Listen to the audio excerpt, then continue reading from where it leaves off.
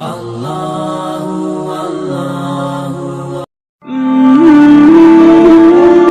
بگڑے ہوئے نوجوان کی اب بیٹی سنسنیخیز ہوش اڑانے والی انکشافات کے ساتھ۔ یہ جولائی 2007 کی بات ہے۔ لاہور کا ایک خوبرو نوجوان شہزاد ملک کے ایک مشہور و معروف قومی اخبار کا مطالعہ کر رہا تھا۔ اخبار کے ورق الٹتے ہوئے اچانک اس کی نظر کلاسیفائیڈ اشتہار پر پڑی۔ پھر ان میں سے ایک اشتہار پر اس کی نگاہیں گٹ کر رہ گئی۔ دوستیاں کیجئے، کامیاب بنیے۔ اشتہار میں بتایا گیا تھا کہ ہر نوجوان دیے گئے نمبرز پر رابطہ کر سکتا ہے، جو کہ لڑکے بھی ہو سکتے ہیں اور لڑکیاں بھی ہو سکتی ہیں۔ یہ نئے تعلقات اس کی زندگی میں نئی جان ڈال دیں گے۔ مزید ڈسکس کرنے سے پہلے اس ویڈیو کو لائک کریں، کڑوا سچ ٹی وی کو سبسکرائب کریں اور بیل آئیکن کو پریس کریں۔ دوستو، ان دنوں شہزاد کی زندگی ویسے بھی بے مزہ گزر رہی تھی اور وہ فارغ تھا۔ ایسے اشتہارات اس نے پہلے بھی دیکھے تھے، مگر اب اس نے پہلی بار انہیں آزمانے کا ارادہ کر لیا۔ اس نے ان اشتہارات میں دیے گئے نمبروں پر رابطہ کیا اور رابطے کے نتیجے میں اسے کئی لڑکوں اور لڑکیوں کا تعارف کرایا گیا اور ان کے فون نمبرز بھی دیے گئے۔ شہزاد نے ان میں سے ایک لڑکی روحی کو دوستی کے لیے منتخب کیا اور اس کے نمبر پر کال کی۔ دونوں میں ہیلو ہائی بائی ہوئی، پھر باقاعدہ ملاقات کے لیے جگہ سلیکٹ کی۔ لڑکی نے خود بتایا کہ وہ لاہور کے فلاح جوس سینٹر میں مل سکتی ہے۔ شہزاد وہاں پہنچ گیا۔ اس طرح روحی سے اس کی پہلی ملاقات ہوئی۔ اس ملاقات نے اسے ایک نئی دنیا کی سیر کرائی، عیش و عیاش کی دنیا، رنگینیوں کی دنیا جہاں شرم و حیا نامی کوئی شے موجود نہیں۔ روحی اس دنیا میں داخلے کا دروازہ تھی۔ آگے لڑکیوں کی ایک لمبی قطار تھی۔ شہزاد کی دوستیاں بڑھتی چلی گئی اور اسے ہوش تب آیا جب اسے اپنے جسم میں شدید توڑ پھوڑ کا احساس ہوا۔ اس نے ڈاکٹر سے معائنہ کروایا تو پتہ چلا کہ وہ ایڈز کا مریض بن چکا ہے۔ شہزاد کے پاس اتنی رقم نہیں تھی کہ وہ اپنا علاج کراتا۔ تب انہی گروہ کے سرکردہ افراد نے علاج کی پیشکش کی، مگر شرط یہ رکھا کہ وہ ان گروہ کے لیے کام کرے گا۔ شہزاد کو موت سامنے نظر آ رہی تھی۔ وہ ہر خطرناک سے خطرناک اور ناجائز سے ناجائز کام کے لیے تیار ہو گیا۔ ویسے بھی حلال اور حرام کا فرق تو وہ کب کا بھول چکا تھا۔ گروہ کے منتظمین خود 7 پردوں میں تھے۔ وہ شہزاد کو اپنی لڑکیوں کے ذریعے مختلف کام بتاتے تھے۔ یہ کام عجیب و غریب تھے۔ شہزاد ایک پڑھا لکھا اور ذہین نوجوان تھا۔ جلد ہی وہ گروہ کے کاموں کو خاصی حد تک سمجھ گیا تھا۔ گروہ کے منصوبے آہستہ آہستہ اس پر عیاں ہونے لگے۔ یہ منصوبے بے حد خوفناک تھے۔ یہ گروہ ملک میں ایڈز کا وائرس پھیلا رہا تھا اور ہیپیٹائٹس سی کی بیماری کو فروغ دے رہا تھا۔ ہزاروں افراد اس کا نشانہ بن چکے تھے۔ آزاد خیال نوجوان، ہسپتالوں کے مریض اور جیلوں کے قیدی اس کا خاص ہدف تھے۔ آزاد خیال نوجوانوں کو دوستی کے اشتہارات کے ذریعے پنسایا جاتا تھا۔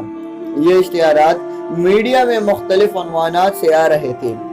ان کے ذریعے نوجوانوں کا تعلق جن لڑکیوں سے ہوتا وہ ایڈز اور دوسرے مہلک بیماریوں میں مبتلا تھی۔ ان سراپا بیمار عورتوں کو مختلف NGOs سے اٹھایا گیا تھا۔ ان عورتوں کی بیماری اس درجے کی تھی کہ ان کے ساتھ اختلاط سے بھی انسان ایڈز میں مبتلا ہو سکتا ہے، مگر گروہ کے لوگ اس پر اکتفا نہیں کرتے تھے۔ ان کا انتظام اتنا پختہ تھا کہ لڑکی سے پہلی ملاقات کے وقت نوجوان جو مشروب، مثال کے طور پر جوس، کولڈ ڈرنک یا شراب پیتا تھا، اس میں پہلے سے ہی خطرناک جراثیم ملا دیے جاتے تھے۔ ایڈز کی کئی مراحل، معقول علاج، بہتر معاوضے اور عیش و عیاش کی چند گھڑیوں کے لیے اوز ان گروہ کے لیے یہ کام کرتی تھی۔ ناظرین، جبکہ بہت سی عورتیں مجبور ہو کر یہ کام کر رہی تھی کیونکہ ان کے بچے اس گروہ کے قبضے میں تھے۔ ان سے وعدہ کیا تھا کہ وہ اگر احکام کی تعمیل کرتی رہیں، ایڈز پھیلاتی رہیں تو ان کے بچوں کو اعلیٰ تعلیم دلوا کر ان کا مستقبل شاندار بنا دیا جائے گا۔ ان بے فکر نوجوانوں کے علاوہ ہسپتالوں، پاگل خانوں اور جیل خانوں کے مریض ان کا دوسرا ہدف تھے۔ یہ گروہ پاکستان کے طول و عرض میں ایسی لاکھوں سرنجیں پھیلا रहा था जो एड्स या हेपेटाइटिस सी के मरीजों के खून से आलूदा होती थी। कई बड़े अस्पतालों में इस ग्रोह के एजेंट मौजूद थे। वहां आने वाली सिरिंजों में ये एड्स और हेपेटाइटिस सी से ज़्यादा सिरिंजें एक मखसूस तनासिब से मिली होती थी। इतनी सिरिंजों को आलूदा करने के लिए ग्रोह ने पागल खानों में सरगर्म अपने एजेंट्स के जरिए पागल अफराद को अपना निशाना बनाया हुआ था। इनको एड्स या हेपेटाइटिस सी में मुब्तला करने के बाद इनका खून बड़ी मिकदार में निकालते रहने का सिलसिला जारी रहता था। ग्रोह का तीसरा हदफ जेल के कैदी थे। इनमें से कम मुद्दत की सजा पाने वाले हद दर्जे मनफी ला दीनी ज़हनियत रखने वाले कैदियों को खास तज्जिए के बाद मुंतखब करके इलाज के बहाने एड्स अदा कर दिया जाता था। जब ये कैदी रिहा हुए तो बीमारी के बाइस इनका कोई मुस्तकबिल ना होता था। ये ग्रोह इनसे राब्ता करके इन्हें अपना रजाकार बना लेता था। ये कैदी वैसे ही तखरीबी जहन के होते थे। अपनी महरूमियों का दुनिया से बदला लेने के लिए वो एड्स पिलाने पर आमादा हो जाते थे। इन्हें कानो कान ये मालूम ना होता था कि इन्हें एड्स में मुब्तला करने वाले मेहरबान यही है। ग्रोह का एक खास काम दूसरे लोगों की असनाद को अपने कारकुनों के लिए इस्तेमाल करना था। इस मकसद के लिए अखबारात में तब्दीली नाम और वालदियत के इशारात शाया कर दिए जाते थे। ग्रोह के किसी कारकुन को किसी मुलाजमत के लिए जो मतलूबा सनद दरकार होती, इसका इंतजाम इस तरह होता था कि फॉर एग्जाम्पल कंप्यूटर पर अपने कारकुन की वालदियत से मिलते जुलते वाली वालदियत सर्च की जाती। मसलन जफर वल्द जमील को कहीं भर्ती कराना होता तो नेट पर जमील नामी की वालदियत रखने वाले अफराद की फहरिस्त हासिल कर ली जाती।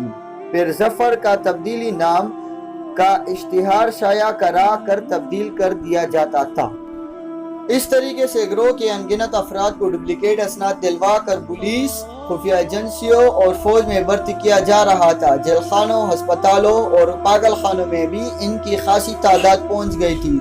ग्रोह की आमदन के जराए बहुत थे, लेकिन शहजाद को इतना मालूम हो सका था कि बड़ी ग्रैंड इससे बाहर से मिलती है, दीगर जराए खुफिया है। अलबत्ता एक जरिया आमदन बहुत ही वाज़िया था, वो एड्स और दूसरे महलिक अमराज की अदविया की तिजारत का। एक तरफ से तो खुद ये ग्रोह इन अमराज को बहला रहा था और दूसरी तरफ इनकी अद्वियात मुंह मांगे दामों पर फरोख्त करके बेतहाशा दौलत कमा रहा था। एक मुद्दत तक शहजाद भी अपना दीन और ईमान भूल चुका था, इस ग्रोह के लिए काम कर रहा था, यहाँ तक कि वो इनके काबिल एतमाद कारकुन में शामिल हो गया था।